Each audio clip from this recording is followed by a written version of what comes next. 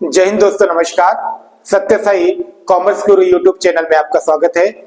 आज हम वीडियो लेके आ रहे हैं क्लास 12 के बच्चों के लिए अकाउंटेंसी के अंतर्गत जो पहली यूनिट है उसमें लाभ हानि नियोजन खाता बनाना, मतलब न्यूमेरिकल क्वेश्चन का हमारा पहला वीडियो होगा।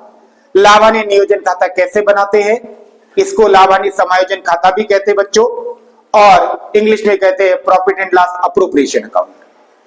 तो बच्चों ये खाता होता क्या है और बनाते क्यों है? तो ये लाभ हानि नियोजन या लाभ हानि समायोजन खाता साझेदारी फर्म में जो लाभ होता है ना बच्चों, या जो हानि होती है, उस लाभ हानि को साझेदारों के बीच में आपस में बांटने के लिए हम इस खाते को तैयार करते हैं। तो सर क्या एकल व्यवसाय में भी लाभ हानि नियोजन खाता बनता है? ना बच्चों, एकल व्यवसाय में लाभ हानि नियोजन खाता बनाने की रिक्वायरमेंट होती नहीं है, क्योंकि एकल व्यापार में सारा लाभ या हानि का अधिकार अकेले व्यक्ति का होता है। अब वो जो शुद्ध लाभ या शुद्ध हानि होती है हम डायरेक्ट पूंजी खाते में माने कैपिटल अकाउंट में ट्रांसफर कर देते बच्चों। लेकिन यहाँ पे साझेदारी फर्म में एक पार्टनर नहीं होता, एक से अधिक पार्टनर होते हैं, और फिर जो प्रॉफिट निकल के आएगा उस प्रॉफिट पर सभी पार्टनर्स का अधिकार होगा बच्चों। इसलिए हमें सभी पार्टनर्स में वो बांटना है। तो कैसे बांटेंगे? तो इसी के लिए हम ये लाभ हानि नियोजन खाता बनाते हैं। तो देखो बच्चों, ये नाम मात्र खाते के नेचर का खाता है। इस खाते में सबसे पहले जो आपके लाभ हानि खाते में शुद्ध लाभ या शुद्ध हानि, मतलब इससे पहले हमारे जो एनुअल फाइनल अकाउंट बने हैं और उसमें जो फाइनल अकाउंट में हमारा प्रॉफिट एंड लॉस अकाउंट बना है, उसमें जो नेट प्रॉफिट या नेट लॉस होगा उसको सबसे पहले इस खाते में हम ट्रांसफर करेंगे बच्चों। प्रॉफिट होगा तो हम उसको प्रॉफिट को क्रेडिट में ट्रांसफर करेंगे, और लॉस होगा तो लॉस को डेबिट में ट्रांसफर करेंगे। और उसके पश्चात हम ये देखेंगे कि पार्टनरशिप डीड में साझेदारी सल्लेख में जो भी व्यवस्था होगी उसका एडजस्टमेंट पहले कर दिया जाएगा। मतलब उस लाभ में से किसी साझेदार को वेतन देना है, कमीशन देना है, पूंजी पर ब्याज देना है, या फिर लाभ को सामान्य संचय में हस्तांतरित करना है, तो वो हम कर देंगे। और वो करने के बाद जो शेष लाभ बचेगा ना बच्चों, उस शेष लाभ को हम पार्टनर्स के बीच में जो अनुपात दिया रहेगा उस अनुपात में बांटेंगे। और सर यदि अनुपात न दे रखे तो फिर कौन सी बड़ी बात है, हमें पता है अनुपात न दे रखे तो हम उसको समान बांट देंगे दोस्तों। तो आइए हम शुरू करते हैं आज का क्वेश्चन। और एक क्वेश्चन पिछली बार एमपी बोर्ड की एग्जाम में पूछा गया था, 4 मार्क के लिए बच्चे क्वेश्चन आया था, उसी को हम सॉल्व करने वाले हैं आज। तो क्वेश्चन है आज का कि एबीसी 1 अप्रैल 2022 को उन्होंने 5 लाख, 4 लाख और 3 लाख रुपए पूंजी लगाकर साझेदारी प्रारंभ की है दोस्तों।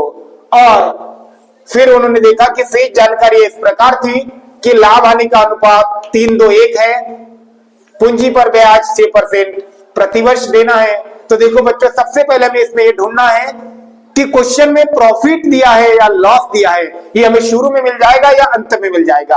तो देखो ये अंत में बताया है कि है शुद्ध लाभ है 3,56,600। तो मैं सबसे पहले प्रॉफिट को क्रेडिट में रिकॉर्ड करूंगा, ये हो जाएगा शुद्ध लाभ माने नेट प्रॉफिट बच्चों, बीडी 3,56,600।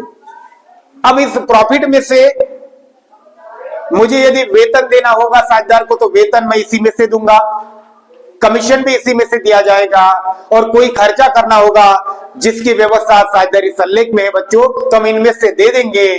तो सबसे पहले देखो इस प्रॉफिट में से हमें क्या देना है? पूंजी पर ब्याज देना है।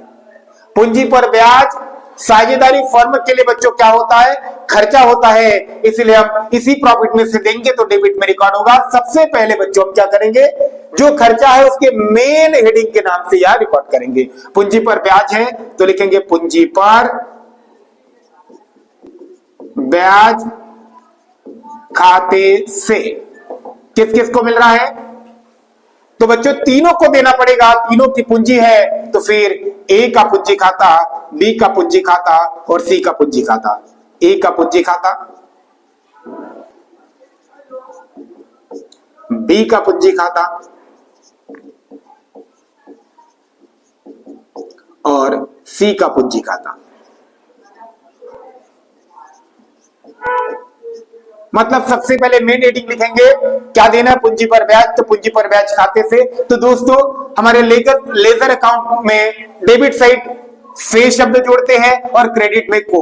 इंग्लिश में डेबिट में टू और क्रेडिट में बाय। मतलब यह आएगा to interest on capital account, फिर उसके नीचे लेंगे S capital account, B capital और सी कैपिटल। इसके बाद हमें देखना है कि पूंजी पर ब्याज देना कितना है, तो क्वेश्चन के हिसाब से बोले 6%।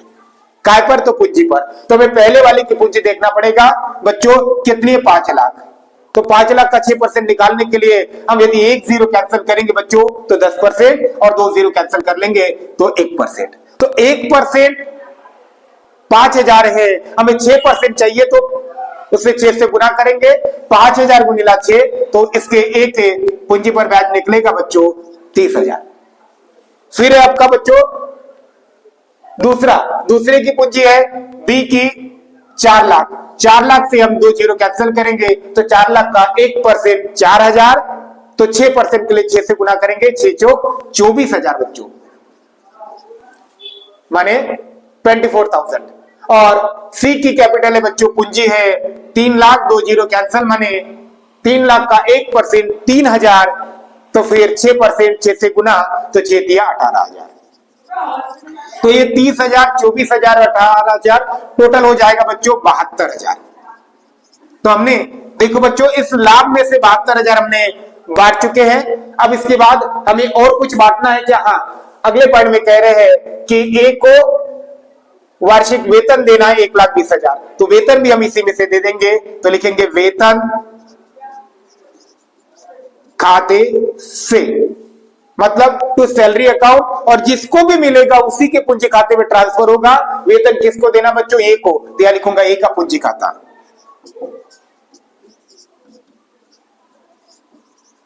ए का पूंजी खाता कितना देना है? तो बोलते 1,20,000 रुपए वार्षिक, बोला साल भरे का, तो हमने साल भरे का 1,20,000 वेतन दे दिया। उसके बाद और कुछ देना है? हाँ, बी को बच्चों कमीशन भी देना है 50,000, तो कमीशन भी हम इसी लाभ में से देंगे। तो कमीशन खाते से किसको मिलेगा बच्चों कमीशन? तो सर बी को देना है, तो बी के पूंजी खाते में ट्रांसफर होगा, तो उसके नाम से लिखेंगे बी का पूंजी खाता, बीस कैपिटल अकाउंट। कितना देना है बच्चों? तो उसको देना है 50,000 रुपए।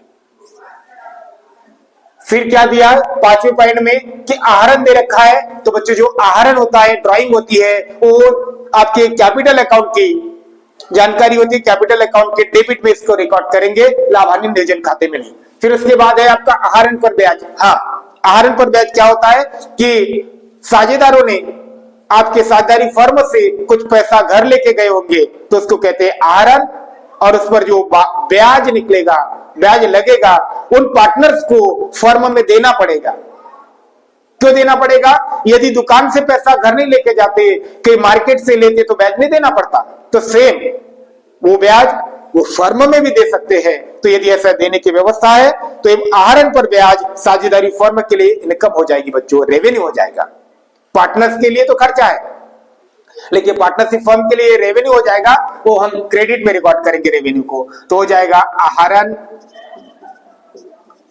पर ब्याज खाते को, क्रेडिट में हम को लिखते, तीनों के आहरण, तीनों ने आहरण किया तो तीनों के आहरण पर ब्याज दे रखा है, तो तीनों के पूंजी खाते, ए का पूंजी खाता, बी का पूंजी खाता एस कैपिटल अकाउंट, बीस कैपिटल अकाउंट, और सी का पूंजी खाता सीस कैपिटल अकाउंट। तो कितना देना है? पहले ही हमें दिया है बच्चों, ए की पूंजी पर, सॉरी ए के आहरण पर 2,700 रुपए ब्याज देना है, बी के आहरण पर 1,800 रुपए, और इसके आहरण पर 900 रुपए।